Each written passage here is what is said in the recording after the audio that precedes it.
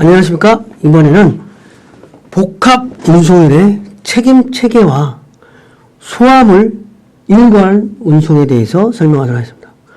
복합 운송의 운송인의 책임 체계는 어떻게 되는가? 소화물 일괄 운송은 어떻게 하는 것인지. 복합 운송인의 책임 체계. 책임은 어떻게, 일괄, 그러니까 여러 운송수단을, 여러 국가를 하는 국제 복합 운송에서 책임은 어떻게 지는 건지, 그 다음에 소화물의 일괄 운송 시스템은 어떤 것이 있는지, 이 부분에 대해서 설명하도록 하겠습니다. 복합 운송인의 책임 체계. 타이업 시스템이라는 게 있대요. 타이업. 이건 뭐냐면, 화주가 각 운송구간의 운송인과 개별적으로 운송인을 체결한 경우는 각 운송인은 각 운송구간에 적용되는 책임만 지는 거지. 그러니까 화물, 선박, 철도에 있다 그러면 여기서 여기까지만 계약한다면 여기만 책임지고 여기서 여기까지만 여기만 책임진다는 거죠. 그리고 해상운송에는 이거는 해외국 규칙, 항공운송은 바르샤바 이런 거에 적용한다. 그리고 강행 규정이 없을 경우에는 운송으로 통상 계약 약관을 존중한다. 각 구간의 특정한 기존 책임 원칙을 조화하고 공존시킨 제도다. 이종 책임 체계, 이종 책임 체계는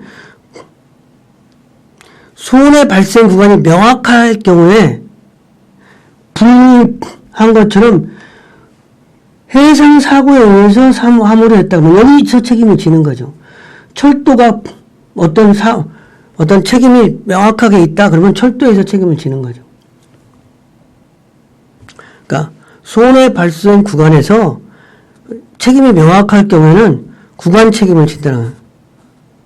그 다음에 적용 구간에 강행 법규가 없거나 불명예 손해인 경우는 통상계약 약관을 인정하지 않는다.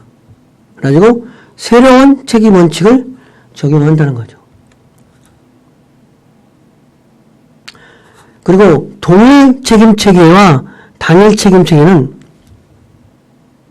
만약에 여러 운송했을 경우에 손해 발생 구간 또는 불명 손해 등의 여부에 관계없이 독일의 책임 체계에 따라 화주와 복합 운송인의 책임을 정해주는 거다.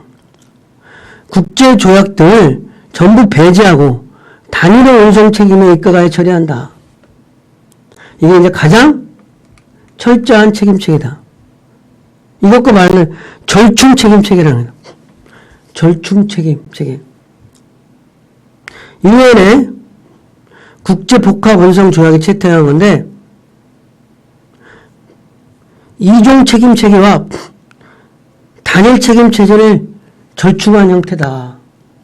응? 그거를 절충한 거다.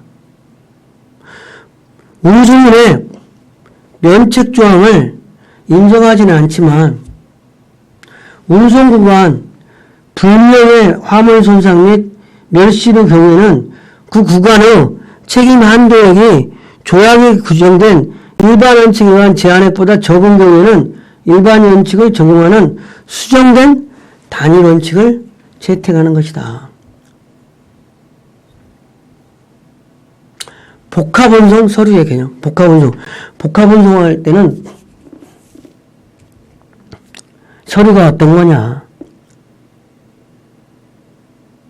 그러니까 복합운송은 하나의 계약으로 출발지에서 도착지까지 우리나라에서 미국까지 전 구간에 걸쳐 화물 운송물이 적어도 두 가지 이상의 서로 다른 운송수단에 의한 것을 말하는데, 이때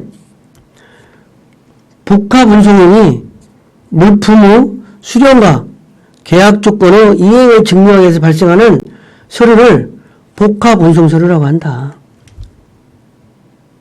그러니까 복합운송인이 물품의 수령과 계약 조건의 이행을 증명하기 위해서 발생하는 서류를 복합운송에서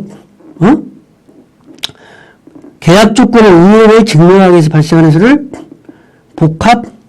복합운송 서류라고 한다. 복합. 그럼 복합운송 서류의 특징은 뭐냐? 복합운송에서 어떤 계약을 책임지게 하는 서류는 뭐 한 5, 6가지가 있는데, 첫 번째는 복합운송 서류는 여러 운송수단의 복합적인 운송수단에 의해서 화물 운송이 이루어질 것을 증명하는 서류다. 운송의 각 단계에 있어서 각각의 운송 주체인으로서 발행하는 단일의 운송 서류라는 거죠. 두 번째는 복합 운송 서류의 운송 구간은 문전에서 문전까지 운송인이 화물을 운수한 지점부터 그 화물을 운반한 도착지 계약 지점까지라는 거죠. 운송 구간은 문전에서 문전까지는. 뭐 다른 운송수단을 이용하더라도 처음부터 끝까지라는 거죠. 세 번째, 복합운송서류는 복합운송인이 소화인으로부터 화물을 인수한 시점에서 발생된다. 넷째, 복합운송서류의 책임 구간은 그 운송구간과 같이 운송인이 소화인으로부터 화물을 인수한 지점으로부터 최종 도착 지점까지이며 복합운송인은 화주에 대해서 전 구간 단일 책임을 진다. 복합운송인은 화물을 처음부터 끝까지 문전에서 문전까지 책임을 다 진다라는 거죠. 복합운송 서류상에서 소화인은 보내는 사람은 화주고 받는 사람은 상대국의 화물 수령자이다. 여섯 번째는 복합운송 서류와 선화증권은 성격상 유통증권과 비유통증권으로 구분되며 유통증권은 배서가 가능하고 신용장 통일규칙에 따라 추심을 향해 제출하여 추심을 할 수 있다는 거죠. 그러니까 유통증권이면은 그걸로 은행하고 해서 대출도 좀 받을 수 있다. 이러한 개념이라고 할 수 있겠습니다. 소화물 일괄 운송에 대해서 설명. 소화물을 일괄 운송하는 것. 소량 화물을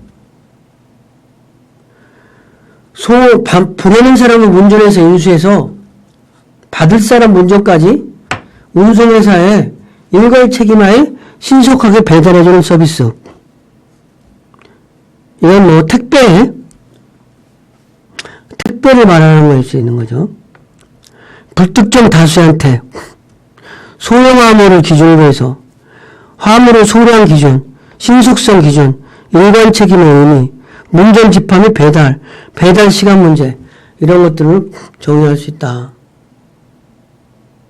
그래서 택배업의 종류는 도보.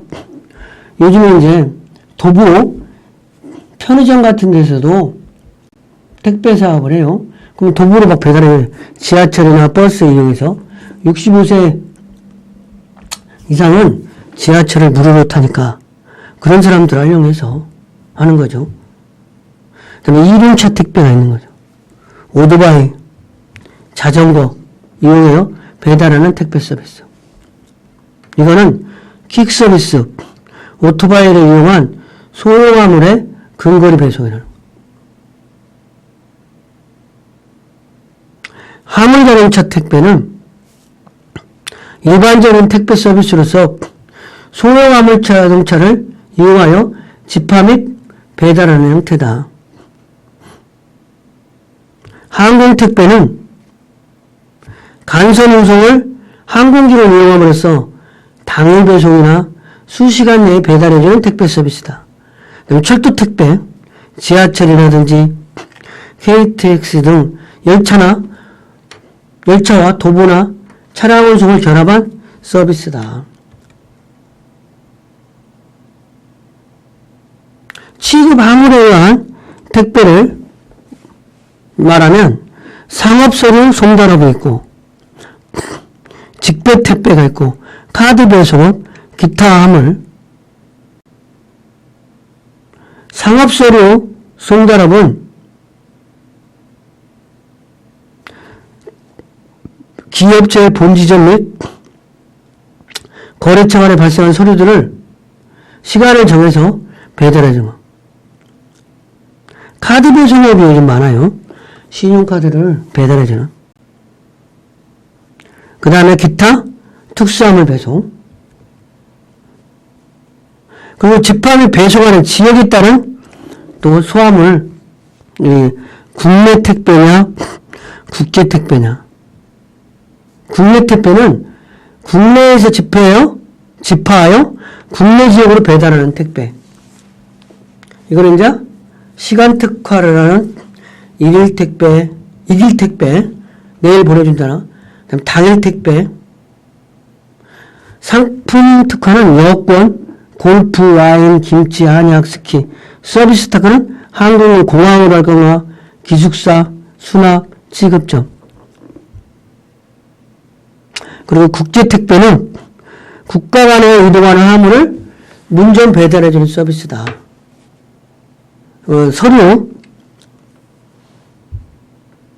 작은 샘플 같은 거. 항공기에 의한 간선 운송과 자동차에 의한 집배송의 연기에 이루어지는 국제 복합 운송을 하는 형태다. 운송 품목은 현재 대부분의 기업체의 소화물이 주력을 이룬다. 국제 간 소형 의사점이라든지 우편물. 택배 서비스 형태는 자사 혼재에 의한 운송 형태, 타사 혼재 시스템을 이용하여 운송하는 형태, 뭐 여러 가지 형태가 있다는 거죠. 세계 물류 택배업 3대전 페덱스, UPS, 도이치 포스트, DHL, DHL. 페덱스는 72년에 직원이 28만 명, UPS 40만 명, 47만 명. 주로 페덱스는 국제 특송. 특송은 뭐냐? 택배 서비스로 세계 어느 곳이든 한 3일 내에 물건을 보낸다는 의미다. 학습 내용의 정렬.